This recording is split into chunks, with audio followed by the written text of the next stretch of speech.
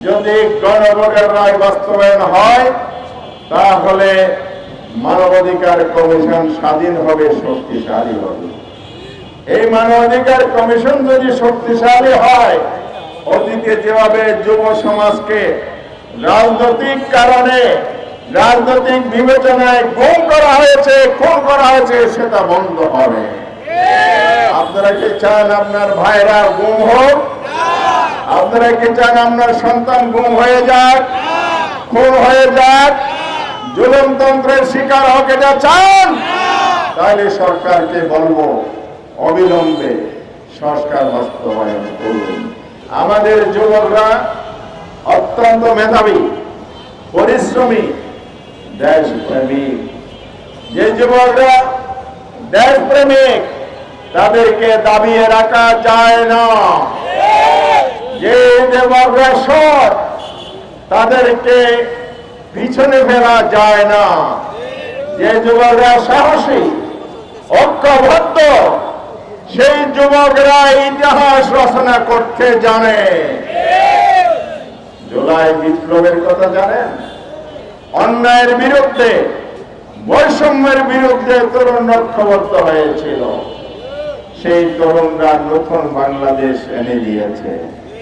দুর্ভাগ্য হচ্ছে এই নতুন বাংলাদেশ গড়ার যে স্বপ্ন ছিল, আকাঙ্ক্ষা ছিল, সম্ভাবনা ছিল, বর্তমান সরকার সেটাকে ম্লান করে দিচ্ছে।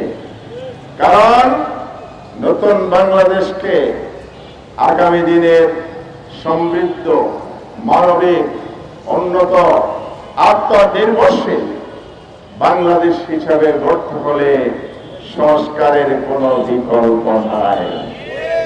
যারা অতীতে আমাদের যুব সমাজকে গুম, খুন, জুলুম, নির্যাতন, অত্যাচারের মাধ্যমে মেধাহীন করে তুলেছে, কোঠার মাধ্যমে সেই বাংলাদেশের পিছনে পড়া এবং রাষ্ট্র ধ্বংস করার যে অপচেষ্টা হয়েছে, রাষ্ট্রীয় কাঠামো ধ্বংস করার অপচেষ্টা হয়েছে, দুর্নীতি, লুটপাট, অর্থ পাচারের যে মহোৎসব করা হয়েছে, সেই বাংলাদেশকে যদি এগিয়ে নিয়ে যেতে হয় তাহলে আমাদেরকে গণরায়, যেটা গণভোটের মাধ্যমে এসেছে, সেটার বাস্তবায়ন করতে হবে।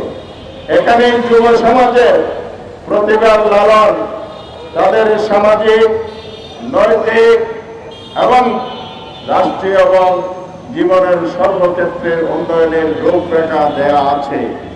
এই সরকার কেন বাস্তবায়ন করতে চায় না?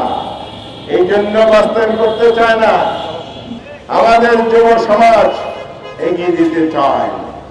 তারা নিজেরা যেমন উদ্যোক্তা হতে চায়, আবিষ্কারক হতে চায়, বিজ্ঞানী হতে চায়, প্রতিভা বিকাশ করে দেশকে গড়তে চায়, দেশের নেতৃত্ব দিতে চায়।